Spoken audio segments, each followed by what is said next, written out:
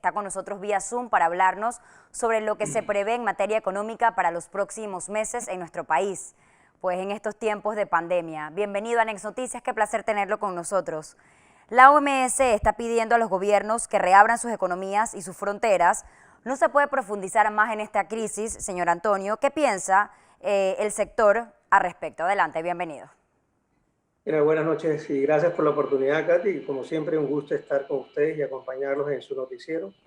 Realmente, como lo hemos planteado en reiteradas ocasiones, la situación alrededor de todo lo que se refiere a la pandemia no es una situación difícil, es una situación compleja.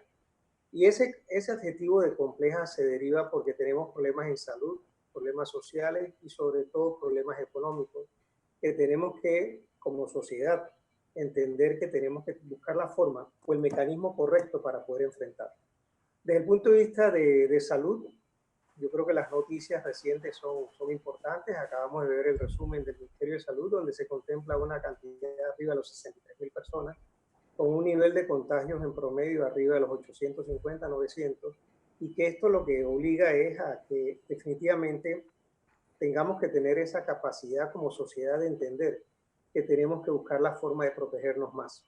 Ya no es solamente el tema de quédate en casa, sino cómo establecer los protocolos o en su efecto los lineamientos, sobre todo los emanados de la resolución 405, que determinan de una forma muy concreta cuáles son los pasos a seguir. Pero como todas estas cosas son de balance o de ecuaciones en específico, el tema de salud siempre tiene una prioridad relevante sobre todas y cada uno de los elementos, pero a su vez también esto conlleva otros elementos desde el punto de vista social y sobre todo desde el punto de vista económico. Desde el punto de vista social, yo creo que hay un nivel de presión natural sobre toda la sociedad de cómo se enfrenta esta pandemia dependiendo de cada una de las características que tenga los hogares o en su efecto cada individuo a nivel de la sociedad. Sin embargo, el tema económico sí nos está golpeando de una manera significativa. Recientemente y a través de una compilación de más de 21 indicadores macroeconómicos pudimos determinar que la situación económica que está enfrentando en estos momentos el país es extrema, muy compleja, muy difícil de enfrentar y hay que encontrar ese mecanismo o esa virtud que permita identificar acciones concretas o actividades en específico que permitan redinamizar nuevamente la situación económica. Al principio del año estábamos muy preocupados por un tema de reactivación, pero ahorita tenemos un tema de reactivación combinado con recuperación económica, no solamente para tratar de entender un poco los niveles económicos que estábamos viviendo con anterioridad, sino cómo hacemos para poder establecer los resultados y enfrentar los resultados de lo que estamos teniendo con respecto a la pandemia. Bien. Si nos vamos desde el punto de vista económico, la verdad que hay indicadores muy preocupantes que por supuesto nos tienen más allá de tratar de entender lo que estamos viviendo, es cómo vamos a entender la forma de salir adelante. Iniciando con el típico indicador que es el Producto Interno Bruto del país. Ya distintas instancias han evaluado a nivel local e internacional que podríamos estar teniendo una caída del Producto Interno Bruto por el orden de entre 6.5 y 10%, dependiendo si hay alguna reactivación o en su efecto, si algunas actividades económicas empiezan a manifestarse favorablemente en lo que queda del año. Y de ahí empieza la gran preocupación. ¿Cómo enfrentas esto?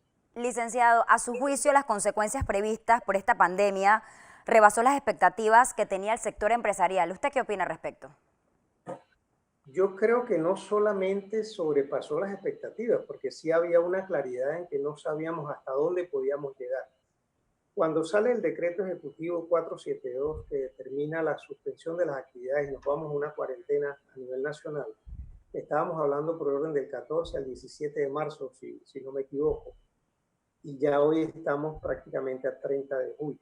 Eso implica que llevamos más de 4 meses de estar suspendidos y no tenemos todavía claridad en cuál va a ser la fecha final o en su efecto una fecha en la que podamos ir determinando aperturas y ya no solo de bloques, que afortunadamente hemos tenido la oportunidad de incidir sobre el Consejo Consultivo de que no estemos analizando los bloques per se, porque los bloques conllevan muchísimas actividades, sino que tratemos de darle un poco de noticias favorables desde el punto de vista de las actividades económicas que estén dentro de esos bloques. Y no había una manera de predecir, no hay nada escrito, este es un libro nuevo para todos, no hay un libreto para estas personas que estamos involucrados como actores fundamentales de este proceso. Y por el contrario, día con día vamos enfrentando con base a los resultados obtenidos y cómo enfrentamos cada una de las situaciones que estamos tratando de enfrentar en estos momentos. Obviamente es un tema complejo, ¿por qué?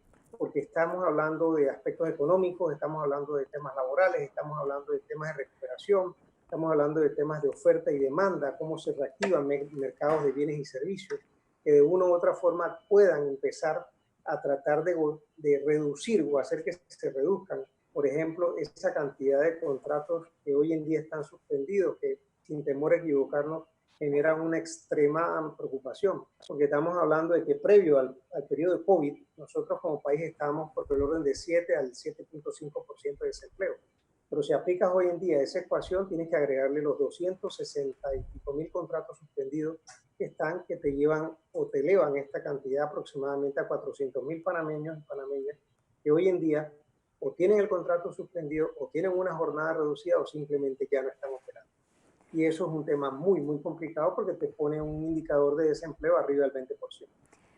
Bien, gracias al señor Antonio Fletcher, expresidente de CONEP, por habernos acompañado esta tarde en Next Noticias a hablarnos sobre este tema que le preocupa, por supuesto, a muchos panameños. Gracias por habernos acompañado. Con mucho gusto.